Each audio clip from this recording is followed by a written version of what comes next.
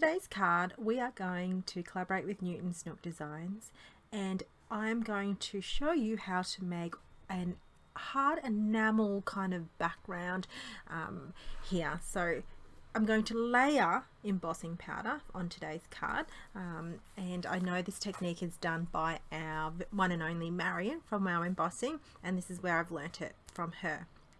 So I'm going to be using 2 out of the 3 colours here from the Ferryman Trios collection. I absolutely love how bright the Angel Eyes and Jealous Guy is, and I am going to stick with this colour combination throughout the whole card. So here's the stencil from Newton's Nook. This is the plaid stencil set. It comes with 2 stencils, and I'm going to use my brushes here with the Blueprint Sketch Distress Oxide ink. I've secured it with some purple tape here. I found this is really great, especially because this particular plaid design does have some intricate details to it, and I want to make sure I capture that. I then move on to Distress Oxide ink Cracked Pistachio. I changed my brush there to the actual thinner, smaller one because I found the line was actually a little bit thin, that my brush was too big for it. So I've cut this cardstock's actually a little bit bigger than normal size because I'm actually going to cut it down with a die.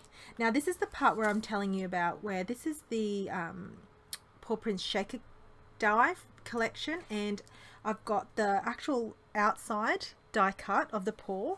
I'm going to heavily coat that with clear ultra slow drying ink, and I'm going to press the ink pad directly onto that, and then I'm going to heavily coat this with lots of embossing powders with 2 different colors to start off with, and then I'll work in another color as a third color. But what I'll show you now is I'll put the Angel Eyes on, funnel that back in, I'll put the Jealous Green on,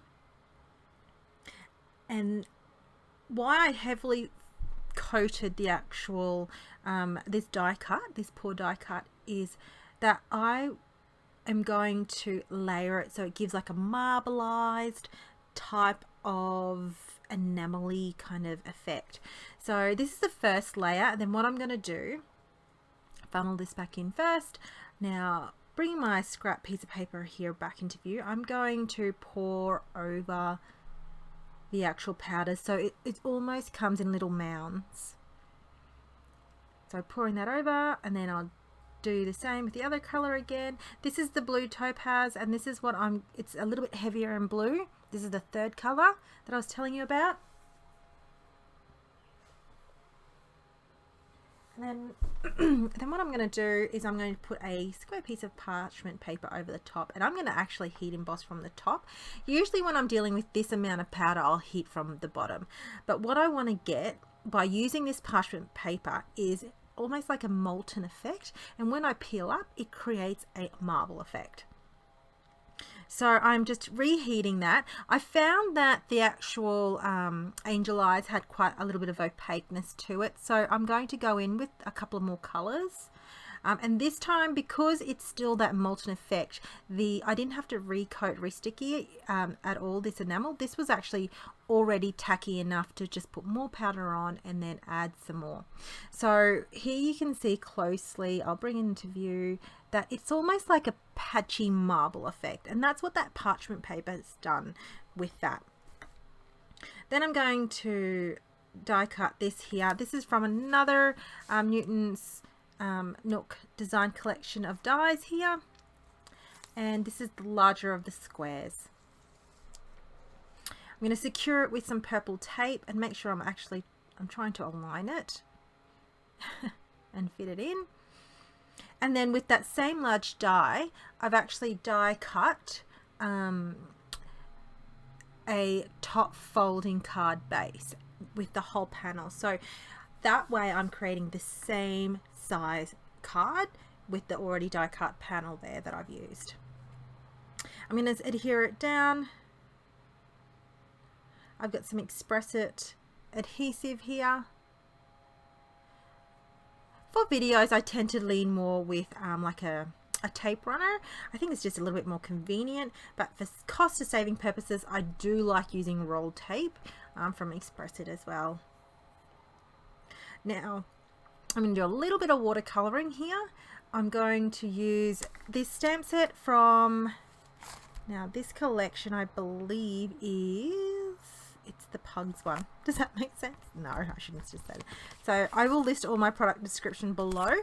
This is Pug Hugs, that's right. So I'm going to use that Ultra New Obsidian ink. Now this ink, I'm telling you, has become my favorite. I'm absolutely loving this ink. I would say it would be pretty close to on par to my Versafine Onyx Black. That's a big call for me to make, and I am loving watercoloring with this. It's the same kind of level of crispness, the pigmentation, and the way it stamps. Yeah, it's pretty good. So I use my mini Misty there. I got an aqua pencil brush here. I've got watercolor pans. Now these are from these are from Uniquely Creative, sorry. I've got both pans, but these tones and these neutral tones in the collection I actually really like, and I'll list them below. They come in pan sets from Uniquely Creative, and I'm going to start watercoloring this in. So I use a pretty light hand with my watercoloring. I don't know if you've watched any of my videos before. I am no expert, so I tend to do more loose base type of coloring. I don't really have too much techniques. I just kind of go with how I feel and try and stick to some kind of shadowing. Try is the key word here. All right. So I'm going to watercolor this little cutie pie here.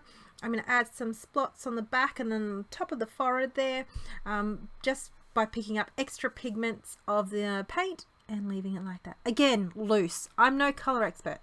Now I'm going to freehand this out. I've got that tape that I was telling you about. Now this here is the actual foam tape from Express It.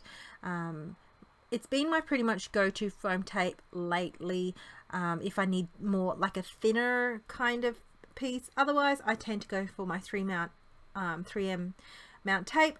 I'm finding it's really hard to get in Australia, and so I'm trying to stick with more local companies. I love, don't get me wrong, I absolutely love my 3M mount tape, but as again, it's hard to get in Australia, so I am trying to use what I can get my hands on, really. Alright, so sticking this all down, I thought I needed this circle sentiment here, but I realized I just couldn't make it work. So I scrapped that idea really quick because I stamped it and I realized, nah, this is not going to work. So I then stuck with just a strip of cardstock and just cut it on an angle. So I'll stamp this sentiment on this strip using again the obsidian. It's been treating me so well. It's been so good to me, this ink.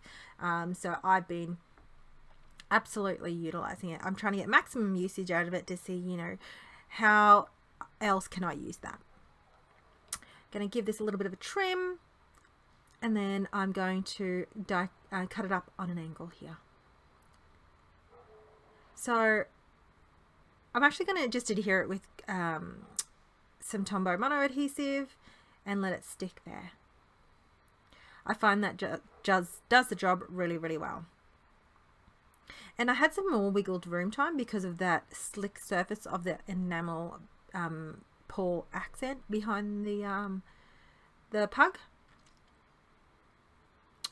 And that's it. It's a really simple card actually. It didn't take too long. The longest part was the watercoloring, but I take my time with that anyway, and plus it was loose, so it wasn't any technique based. So here's my card creation. I hope you leave a comment on our blog posts up on the Wow Embossing Powder and the Design Team's posts. We'll see you there. Bye.